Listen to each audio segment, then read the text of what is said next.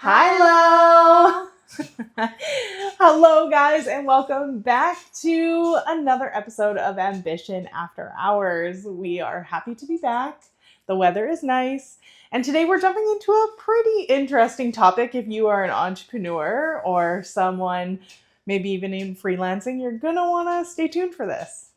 I think the reason why I was so excited about this topic, and particularly when I started doing the research, is what we're going to talk about today is driving forward versus showing yourself grace, discipline versus not being a perfectionist, being on all the time versus being off, and how do you balance those things? Because I think particularly when you're new in business, but even all through your career, there are two messages that you hear all the time. Show yourself grace, take rest. And then the other one is discipline.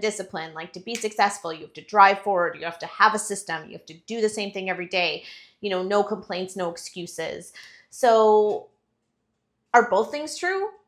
That's what we're going to talk about today. I think they might be, but we'll dive into this because, I mean, my personality, and for those who know me and for those who don't, I am a driver. I love to work, you know? And I think I've conditioned myself like that. But it was interesting when I dove into what we are talking about today and some of the stats that just like came out of that, which we'll talk about as we move along. But I was like, oh, okay, maybe like there is room for change here. For people like us, I think some of those stats are really hard to read too. Yeah. Because for those of us who are drivers like Brittany, well, I shouldn't speak for everybody. I wear it like a badge of honor, but I think we need to back up because we haven't done our high-low yet. Right. Yes. And that's important. Yes. Okay. So as you guys know, every episode we do a high-low and we talk about what good things have happened and maybe some things that we are struggling with. So, Jen, you want to kick us off? Sure, although I might steal yours. Okay, go.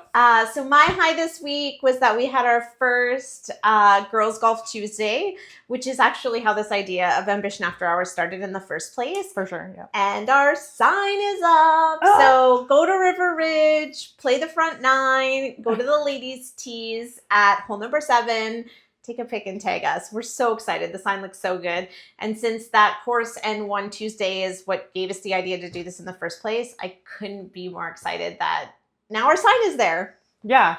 And I think like we've played that hole probably 100 times in the history of me even knowing you. So it's kind of cool to pull up to the hole and see something that just like came out of fruition. It came naturally. Yeah. Which is fun. Sometimes when you talk about stuff enough. Yeah. It happens. It happens. But I actually have a different high. Okay. Which is oddly enough. My high this week is, so I'm going through some stuff in my business and I kind of leaned on my community to give me input, right? Like these people have seen me from almost year 1. Now I'm in year 9 and I just need some feedback on maybe where I am. And you were one of those people. But also, my business coach was one of those people, which I had, you know, golfed with her this week. And it was good because you guys didn't talk to each other, but essentially had the exact same advice for me. That's really cool. I didn't know that till now. Yeah. That is really cool. Yeah. So I was like, okay, like, checks out, right? Like when you pull the people that are kind of closest to you and have seen your journey and they're saying the same things, you're like, maybe I am in my head and I just need to get my shit together, you know?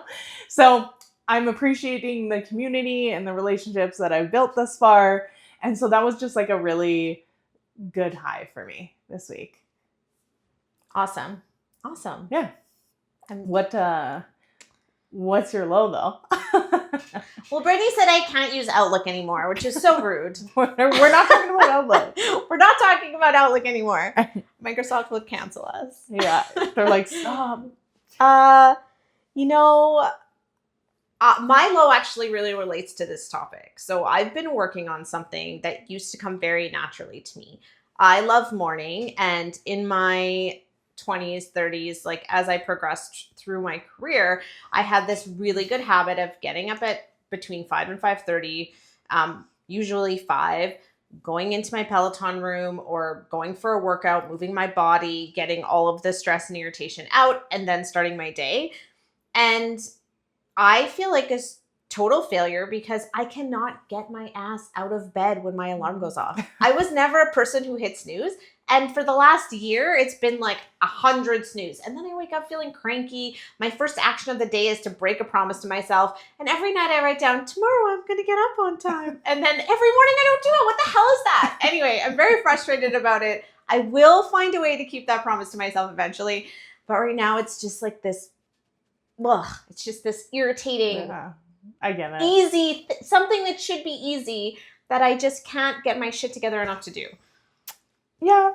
Yeah, I think, but like, listen to your body too, right? Like, we're going to dive into this in a bit, but mine's kind of along the same lines as yours, like getting my poop in a group, if we're going to call it that, doing things that, you said you were going to do. So if you remember in episode 2 or 3, I talked about a vision board. Although I've been like maybe picking away at it, I haven't made it a full focus. So therefore I was, like breaking a promise to me and maybe the listeners. And I was thinking about my low today because I was getting ready for the podcast. And my vision board is literally like in front of my desk. And I'm like, I look at it every day and I'm like, yep, I'm going to, fill out that section of that vision board. Yep, I'm going to do it. I'm going to do it. Did I do it? No, I didn't do it. And I thought about that as I was like prepping and coming down today to do this podcast. Like, man, why am I doing that to myself? Right? Like, it's something that maybe would take me, I don't know, like an hour or two. But I've just like put it off, right? But I think that just stems from like potentially what is going on in my business right now. And we're like shifting, right? Like now we have this new venture and I don't really know what that looks like big scale yet. I'm like if I can't see the end, I'll just like guess the steps until I get there. I'm not like a super big planner, I have to say. I think that's probably a good way to be. I want to say in most of the endeavors where I've had a really solid plan that didn't have any flexibility built in, I've had to change it a number of times anyway. And I think when you are very married to how something is going to work out to a level of detail that someone would maybe consider a detailed plan, then it's so easy to get pushed off that plan when things change. Where I think if, like you have a vision and you're letting the cards unfold as they may, while still doing some sort of action on a regular and consistent basis to get there, I think that's probably marrying the best of both worlds. Except, here's the except for me.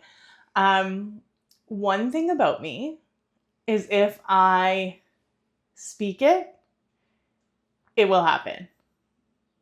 Right? And I didn't even think about this until I was golfing with my business coach this week. And she was like, I need you to just like step outside your brain right now and realize when we set goals last year, you said that you wanted to create things for women entrepreneurs that's going to empower them and give them information to move forward. And she's like, and now you have Ambition After Hours. And I was like, go!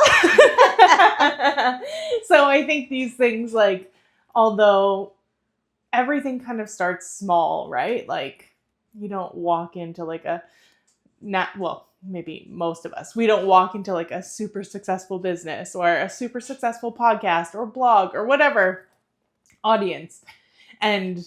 But these are still accomplishments because it's a goal that I had set like a year ago. Which is amazing. Yeah, which is so cool. Can I just say though that my new low is that I'm very jelly that I missed this round of golf that you're talking about. You should have And been also, there. like, Yeah. since when do you golf without me? I know. This I is know. twice now. I mean, one was my fault. Well, actually, both are my fault, so I should really just be jealous and mad at myself. But I'm still jealous. Yeah. At this point, just read the room. You know, like. But okay, well, that was my low, and I think now we have some interesting stuff on the table. We actually do have some anonymous submissions this week that we are going to work through as we work through our podcast. And what an anonymous submission is you can reach out to us on our website or our social media and tell us about maybe a problem or something you're struggling with, and we'll try and unpack it for you. So as we move through this podcast, we shall unpack those, which is so exciting. I think let's maybe talk about the first one right now, because I think the other ones that we got actually really speak to our topic for today. Sure. But I think the first one kind of speaks to what both of our highs were. So the first question is, I feel like I'm building my business in a bubble. How do I find a community of other ambitious women who actually get what I'm going through? Ooh, yeah. That is a good one. So for me, I'm not like, this is gonna come off kind of like weird. I'm just a direct person. I'm not a woo-woo person. So, to find me at like some of those women groups that are like, yes, go, like, do the thing. Those are great. It's just not who I am. So for me, finding my tribe was very much like test and measure these people. Yeah, I think it's very similar to me. So I'm involved in a number of different organizations. And to add to what Brittany said, I would say for me, it's kind of been a two-pronged approach, very accidentally. So first, much like Brittany, I'm a realist. So that's why we have this podcast, I think. I don't often vibe in toxic positivity. Well, I call it toxic positivity, but in the I am women, hear me roar. Or, I'm going to throw it out there. There are amazing life coaches who are certified and qualified and work with executives and know their stuff. I'm not talking about you. I'm talking about sometimes when you go to a women networking event and you are in a room with 100, I'm going to use air quotes, life coaches who are doing it off the side of their desk, who have not run a business. So when I was in startup phase, I found that there were a few startup groups that I went to that were very much that. Right. And I think I could tell I didn't want to go back for two reasons. One, I felt uncomfortable and irritated when I was there. and two, when I tried to go for a second time, I would find any excuse not to go. So I think for me, it was throwing a lot of spaghetti at the wall to seeing what sticks in terms of who your people are. You just start to jive with someone. And then the second one is time. For me, it always takes time because, as Brittany lovingly says on this podcast on a regular and consistent basis, I'm a little clammy. I like to keep my insides on the inside where they belong. So I think once you find people that you feel comfortable with, where you're looking forward to going to those groups, you feel energized after them, then I think it's on you to kind of open up a little bit, which is freaking hard, but will pay big dividends. But there is a level of trust and confidentiality that needs to be there first, which is why I think it's spaghetti and then time and then vulnerability. Yeah. And I think as I progressed in my business, now I became like a resource. So I think I'm more guarded to connecting with some people when I go to networking events because I have a lot of knowledge. Right? And sometimes people will waste your time, right? Like they will take you for coffee to find out if you can give them insight on their marketing strategy, their free consulting. Like there are things, and I'm a very helpful person, so I don't necessarily gatekeep sometimes. So you get to learn those people really fast, I feel like, when you are in networking situations. I don't think that you are going to go to like a big networking event and everyone in the room is going to be your people.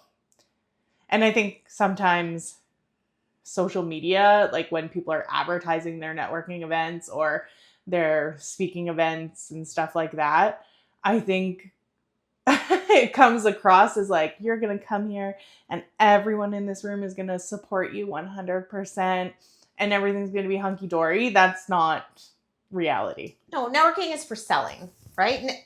Building relationships that lead to selling. That's what networking is for.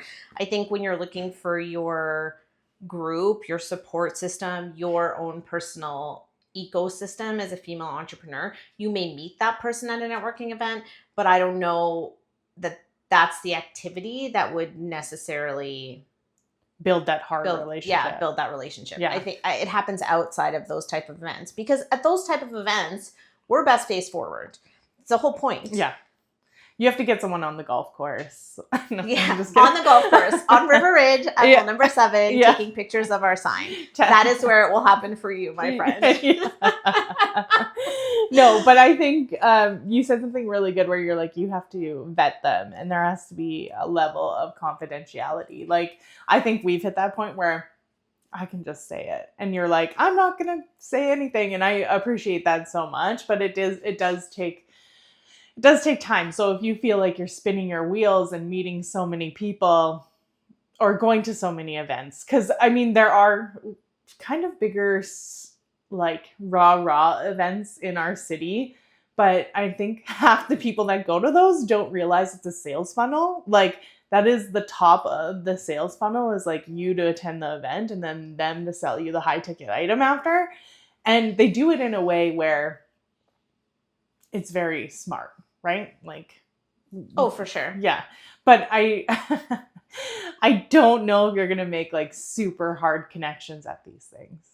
No. And those rah events do have their place as well. Sometimes you just need to go to something where you hear a lot of positivity, you hear a lot of great stories about resiliency and people getting through tough things, because most entrepreneurs, your clients don't call you up and be like, hey, I think you did a really good job today. Way to go on running your business great. Like, who says that? Yeah. So if you don't have a tribe yet where people are going to say that to you, I think sometimes those rah events can do it. I'm just going to do a plug here for an organization that we're both part of real quick. Sure, yeah. So Edmonton Business Association actually has an event like this coming up. And why I think it might serve this purpose for you if you're in Edmonton is that it starts with a talk by Lorianne Munzer about resiliency in sport and how that relates to business. And then we have a couple really cool panels about like leadership and management and innovation and tech.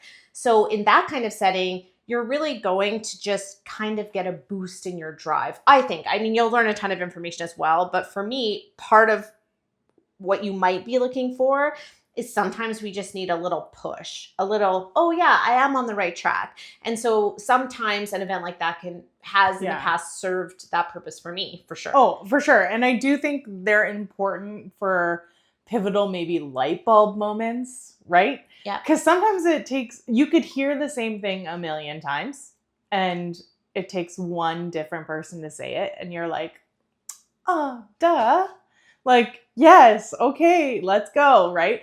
But I think, when it comes down to it, I think we're just, vetting people. You're not going to find a networking where you walk in and everyone in there is your cup of tea. No. But I think this like throws us into our topic today. For sure. Because when we meet these people that maybe we don't vibe with, or I don't know, like I'm a very like, oh, gut check, maybe we won't work out or whatever. There's power in saying no. For sure there is. Yeah. There's a lot of power in saying no. And also, particularly for women entrepreneurs and for females in business, it is the hardest word to say. One of the hardest words to say. I think it's a muscle that we have to flex. It's a skill we have to learn. It's hard. Yeah, I agree. I think, but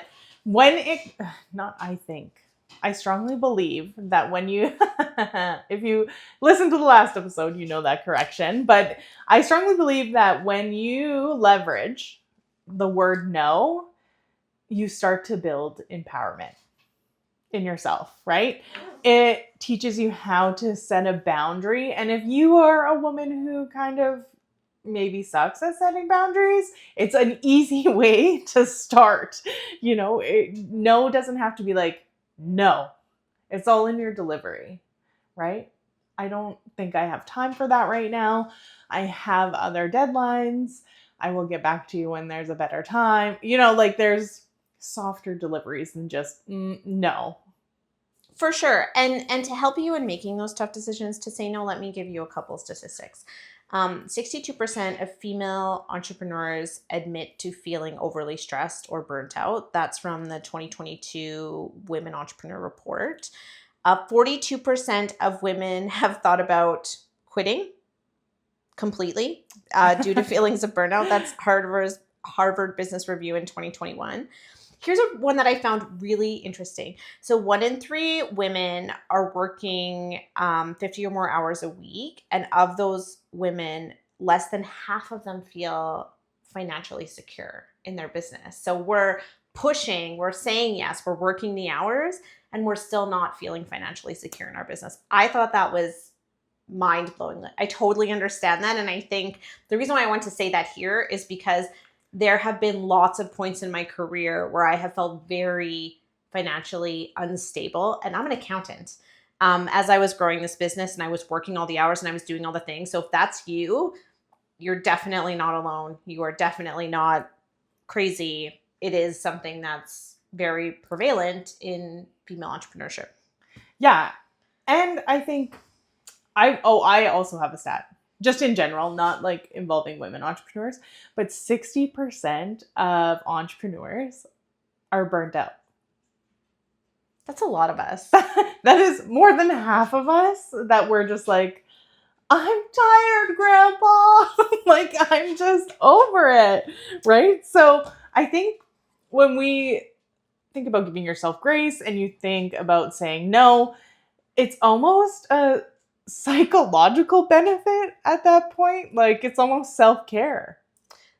It is self-care. And for women in particular, some of the things that contribute to this I found were really interesting. So these are the items that it's believed contribute specifically to the additional burnout that women entrepreneurs or women in business face.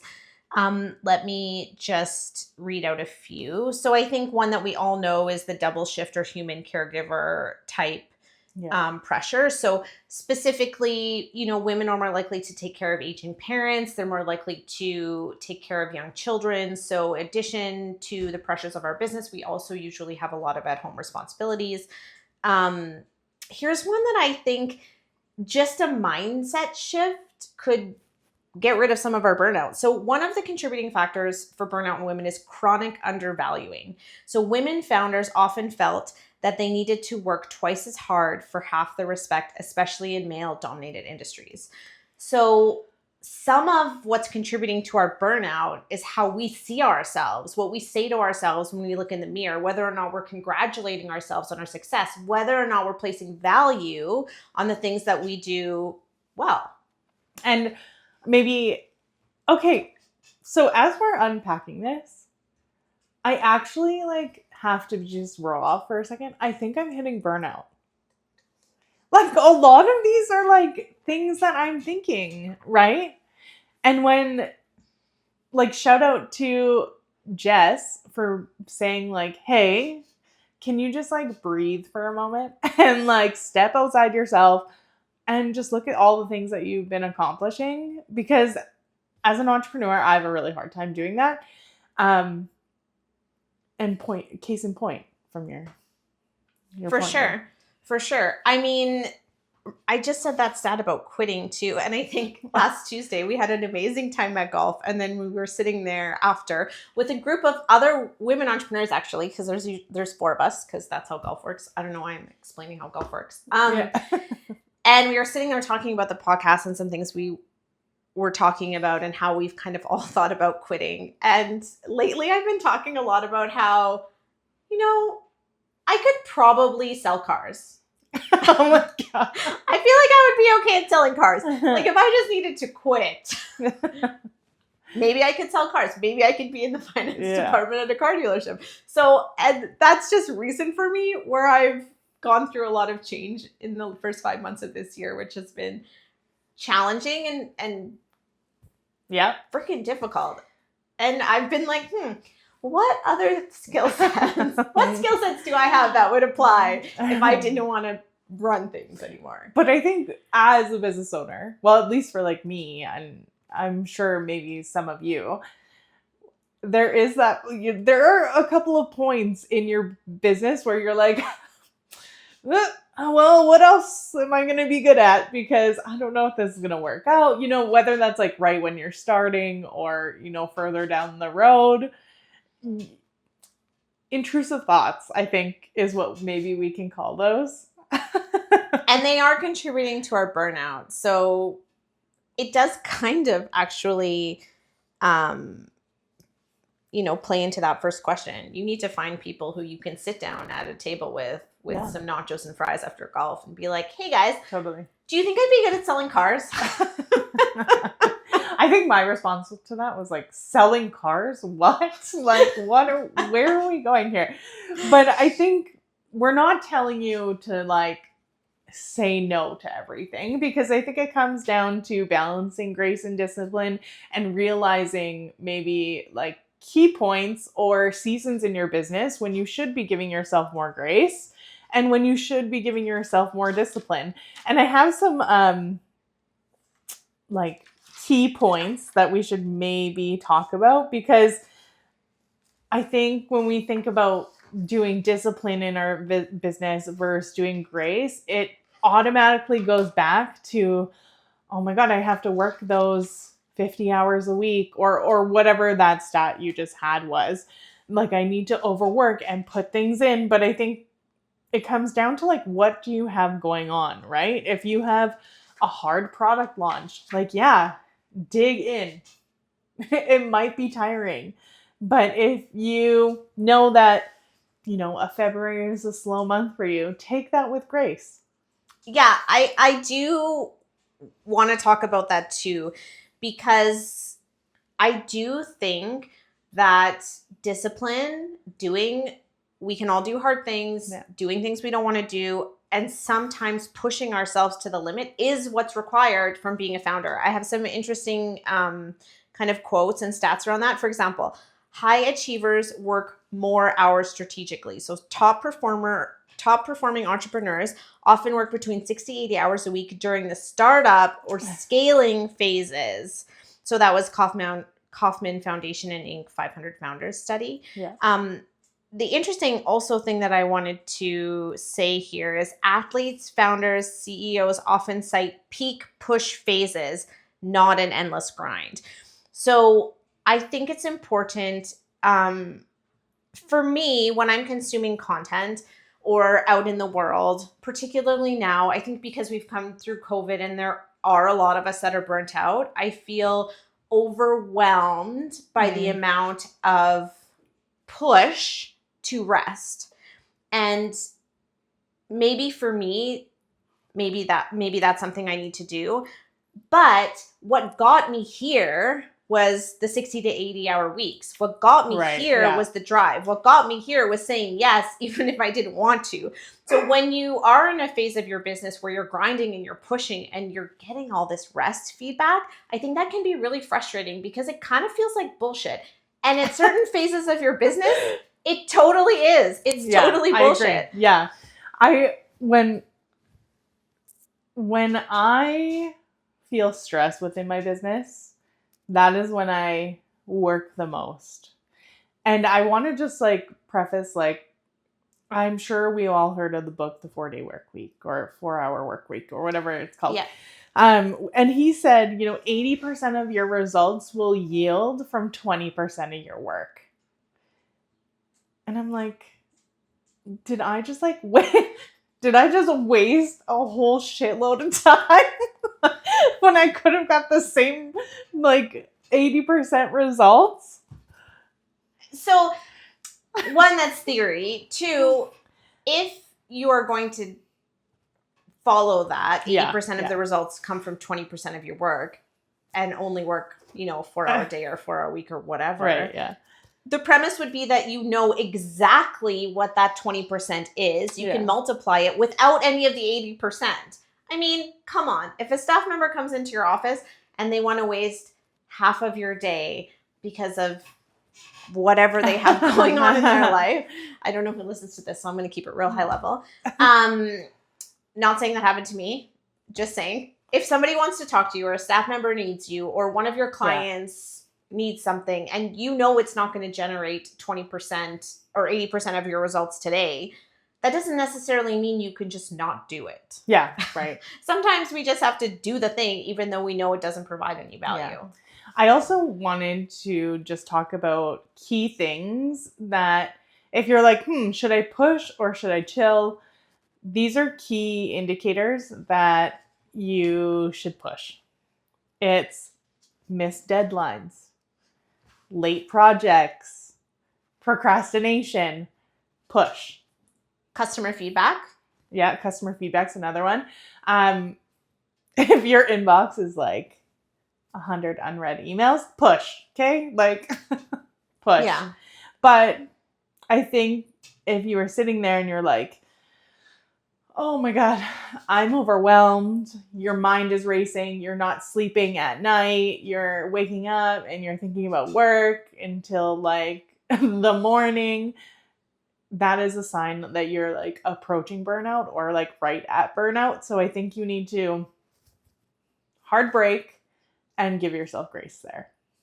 If you don't learn how to identify the times when you need to take a rest, because I do not know what those look like for me at all, but I'm trying to learn. I'm trying to, sometimes put away my badge of honor of this is how many hours I worked. Yeah. How many files I've closed. This is how many files I've closed.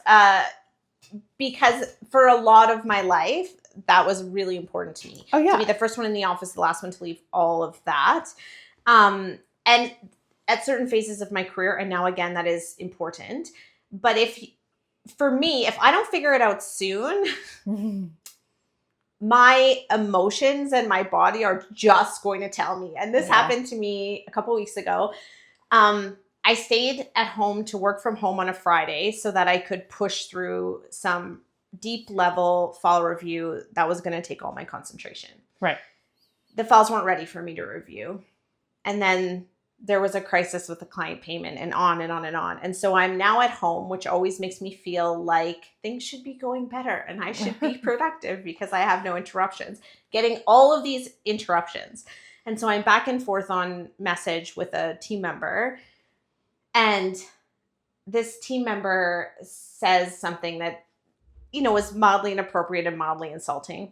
My reaction to it was that 7,000. Yeah. It was 7,000. Yeah. I was sitting in my house vibrating. I was walking laps around my kitchen island. I felt like I couldn't breathe. So I was like, I don't know what to do. I can't sit. I can't respond to this because that's not going to do anyone any good. And I was literally vibrating. So I thought, maybe I actually have to stop for a minute. Yeah. Like maybe I have to not work. So I messaged someone in my firm and said, hey, like I need the afternoon. And then I poured myself a glass of wine, which, if you're a health person, like I'm sure there's 100 healthier options like, tea or deep breathing or all of those things. But that's not where my headspace was at. My headspace was like, there's a bottle of blush in the fridge and that's where my wine glasses are. But that actually didn't end up being the thing that helped. So I poured the glass of wine and I went outside because it was a beautiful day and I started digging in the dirt and planting some flowers. And then I put one of my confidants on my speakerphone. And before I knew it, my garden was finished planting. I felt like I could breathe again. I had laughed a little bit and I went back in and I did 3 hours of uninterrupted work and accomplished more in that 3 hours than I accomplished all morning up until then. So I guess what I'm saying is if you're like me and you wear your ability to work many, many hours and ability to be the first one in the office and the last one to leave and lead by example and all of those things is a badge of honor like I do. For us, I think it's time for us to learn that a little bit of planned rest is okay so that you're not 11 o'clock on a Friday, not able to breathe, drinking rosé in your kitchen. Listen, we all have those moments. They might not be our finer moments, but I want to just pick apart something that you said. You said, I had to step away. I took a break, maybe drank a little bit of wine, went out in my garden, came back, and did like 3 hours of uninterrupted work. And there's a stat that says the data shows how reset and breaks can boost productivity up to 30%. So do you feel like stepping away, taking a little bit of a break, and then coming back made you 30% more productive? 100%. And it made sure that I didn't say anything that I was going to regret, which is also very important. Where I struggle though, Brittany, and I don't know if we even have looked up any tools for this, when you're in it and you're in the season of busy, I think all of us know the data, or a lot of us know the data that says, if you take a 5-minute break every 50 minutes, it increases your productivity. Like there's so many systems and stats that show that that's a good way to operate. Implementing that, I've never been able to master it. So listeners, if you have any tips or tricks, for those of you who kind of get in it and get in busy, and then all of a sudden it's 5 o'clock and you forgot to eat lunch and you're wondering why you're so irritated at the world. 90% of the time, yeah. Oh, I didn't eat. I didn't drink any water. Didn't go to the bathroom. Yeah. Like if that's you, and you found a solution, message us. Let us know. Let us help our listeners and the other drivers like us learn how to implement the balance. Yeah. Actually, that makes sense. I do have a little bit of tools on that. Okay, great. There are just some like insightful people that we can kind of lean on and watch their content on how to actually do this and accept this in your like everyday life. So Arianna Huffington is a great resource. She posts a lot of content and she says burnout is not the price you have to pay for success. So maybe dive into her. Another one is Brené Brown. Grace means that all your mistakes now serve a purpose instead of serving shame, which is, a great quote. And the last one I have is Sheryl Sandberg. She is the CEO of Meta. So that's where I found this. And she wrote a book called Lean In, but she says done is better than perfect. So she, as someone who does projects all the time, I can overanalyze. And then it takes me like so much longer to complete a project, where her theory is like, don't overanalyze it. Done is better than perfect. And like by getting that time back. And maybe not for everything, but it's about showing up, doing the work, and knowing when good enough is actually great. So I love that. I see you scrolling through your notes. Do you have some references that you can share? I do. I have some toxic hustle red flags, but I don't want to read those right now because I feel like I'll just be describing myself, which would be super uncomfortable for me. I think like this podcast also serves as a diary into like our brain sometimes. When we talk about these things, I think we can all be guilty of doing things that aren't exactly best practice. Let's be honest, we're human, right? And so I think when we talk about giving grace or saying no and doing these things, it's also very much a practice every day for us. For sure. The reason why I'm scrolling is because for those of you who find the concept of rest some like you're thinking mystical thing that is of course going to derail your entire career, and you have that reaction to the word rest, which you're my people. Yeah, exactly.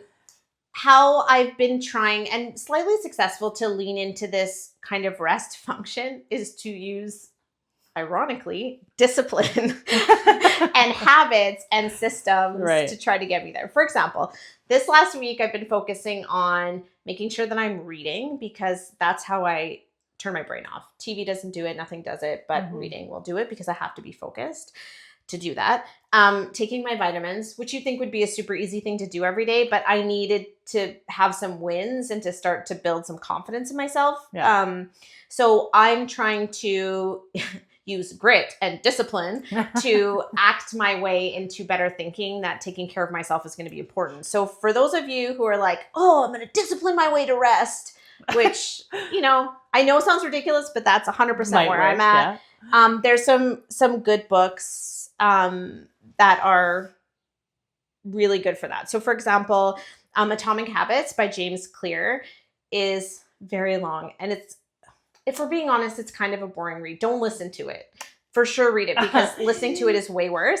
But he has one quote that I find helpful, and it's, you don't rise to the level of your goals, you fall to the level of your systems.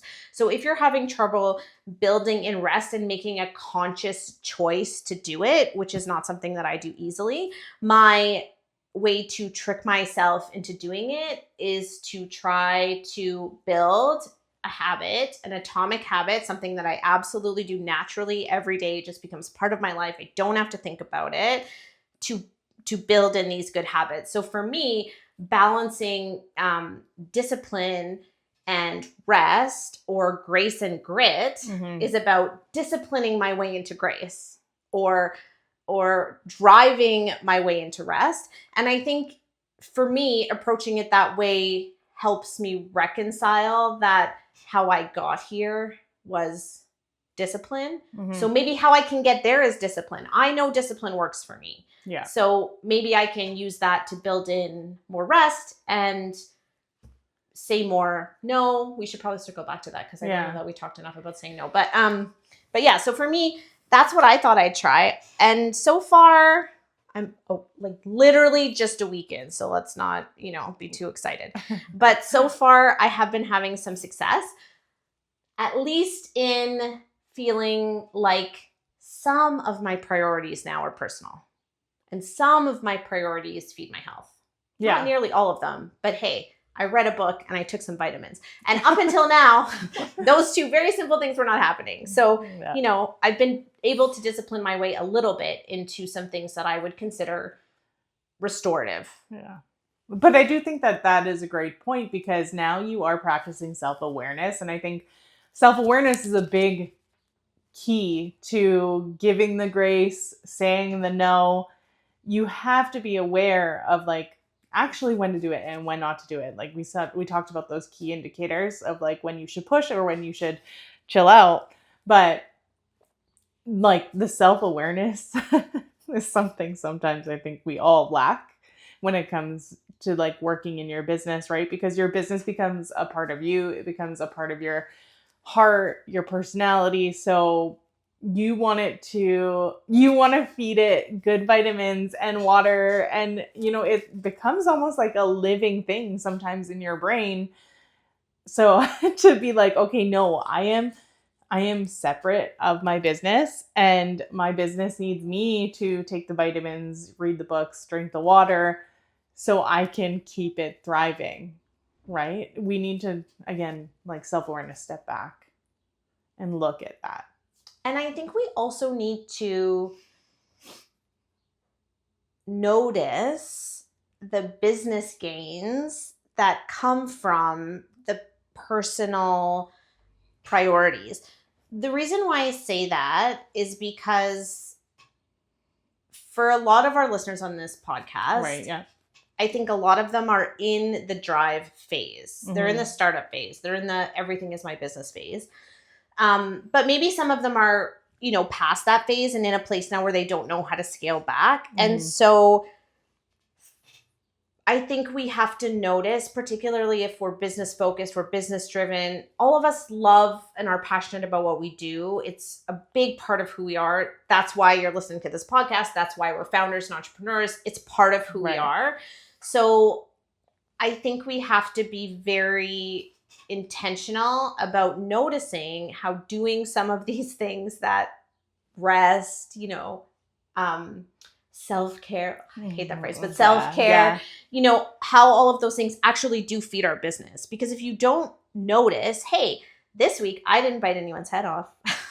I mean, I didn't bite anyone's head off anyway, but this week I had a little more grace. I had a little more patience. I was able to be a little more focused at work. Right. So I think if we notice and document and are very intentional about recognizing how these small changes actually improve the thing that we want to do all the time, which is work and drive our business forward, we might have more success in keeping those things in our life. At least that's what I'm hoping for. So cross your fingers for me, kids. Yeah, of course. And I think now is a great time to circle back to those anonymous questions, because a lot of them have to do with a little bit of overwhelm and a little bit of perhaps not giving yourself grace.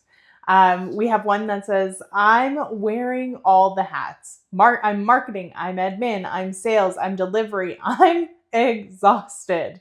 How do you actually get out of the do it all trap when you're just starting out? I don't know that you're going to love this answer, but the answer is you lean in and drive until you have the resources to hire someone to help you with those things. I mean, some of it, for example, you say deliveries here, you really need to think about the value of your time versus the $10 extra that it would cost a courier to send it out. I was just going to say that. So for some of those small things, I think I would really think I'd think hard about how much will this actually cost me dollars and cents, and what billable work or connections could I make or marketing could I do with that extra time? So delivery and those kinds of things I think you could get rid of.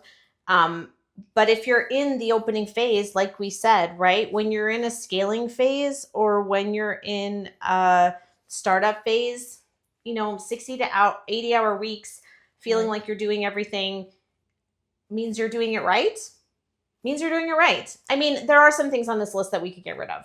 Some admin stuff, like you could maybe get a virtual assistant. You could maybe check in on our systems podcast and see if there's anything there you can pick up just to automate some of those tasks. If you have anything specific in there, please send it to us and we'll try to find some solutions for you. And I think there are some, so when you're just starting out, you're like, every dollar counts. And I do think like one of the biggest things for me, because honestly, there was a lot of times in my business where I was in this exact position. One of the things that saved me so much time was the delivery portion, right? Because we do merch in our business. Like I have to send couriers now. I can't spend an hour of my day going back and forth. It's just like too much money at that point.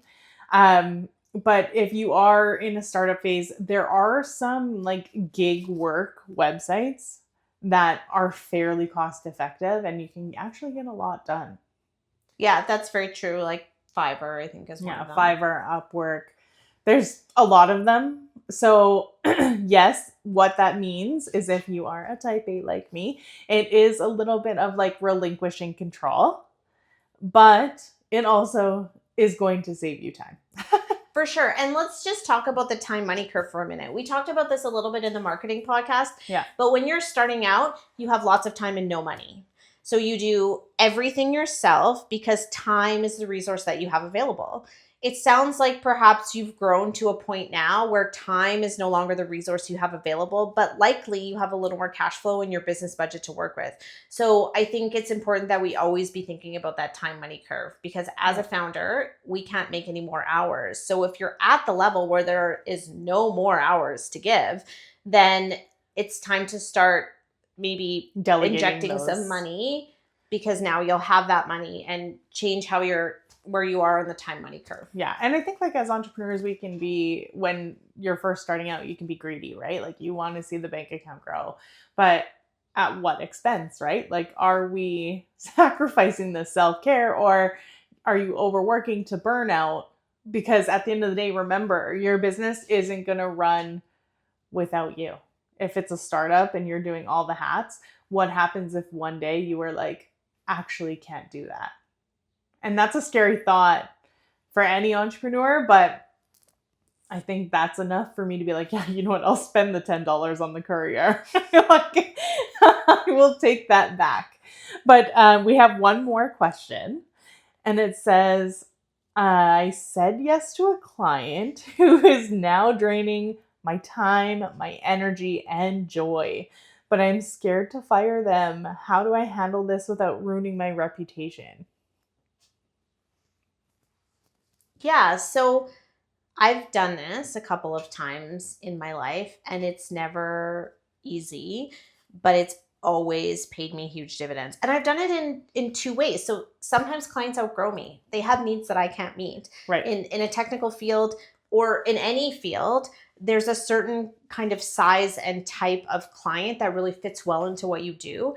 And even sometimes you love working with someone and they just get to a level where they're not a good fit. So in that situation, although it's difficult for us because we love working with them, we have to be self-aware and say, hey, I will always be here to support you. Here are the needs that you have that I can't offer. And then you warm hand that off to somebody. So that's when this happens as a good thing. This sounds like not that. When I've had to do this in my career, it's been a couple of things. So one, they're not giving me the information I need to finish it. I'm not comfortable with how the financial statements are coming out. I don't feel like they're true. Okay. Or I don't feel like they're of good quality. I feel like the quality of work that I do is being tainted because I'm not getting the information I need. Or you go above and beyond for this client all the time. You put them first because they're the squeaky wheel, and then they have no interest in paying for that. So in those two situations, I think it's important to be really honest about what your strengths are and why it's not a good fit for you. Right. And I would always have this conversation if you're sure that it's not going to get heated face to face. So I will think of a client that I had. They always brought things in late. We would do everything at the last minute, put them above everyone else, which means that my good clients are getting pushed back because of this client. Yeah. And then at the end, when I did all this work based on information they provide me, they would tell me that the financial statements are all wrong, and aren't I supposed to be accountant, and don't I know what I'm doing? And I finally said to them, this is our last year together. I have the information, but this is the last year. Right. I think we're both going to be happy. You've mentioned these things to me on multiple times that you don't have trust in my ability to get this job done. Mm-hmm. You're not happy with the results that are coming out in the financial statements. And for me, given the inputs I have, that's all I'm able to provide to you. So you now have a year. So for us, it's about deadlines. If you never want to do this the day before they need something, because that will blow back on you hard. But they had a year to find somebody else who will service them the way that they want to be serviced. And do I think their financial statements are probably still wrong? 100%. Do I think whoever that they went to is probably like, why did I say yes? 100%. But at some point they'll go through enough people where they will either change or they'll find somebody who's like, I like the numbers are close enough. Okay, I read this in a different way. Oh, really? Well, I read that she said yes to a client who's now draining her time or energy. I don't, I think from this, the client is happy, but she is miserable. Okay. So I think I've had this exact scenario happen. And I did have to let go of the client, and I think I was very honest, and I just said hey, we have been going above and beyond for you. I don't think it's no longer a fit. I think you say you might have outgrown us. You are going in a different direction, and that's fine. But it's not something that we are interested in further facilitating.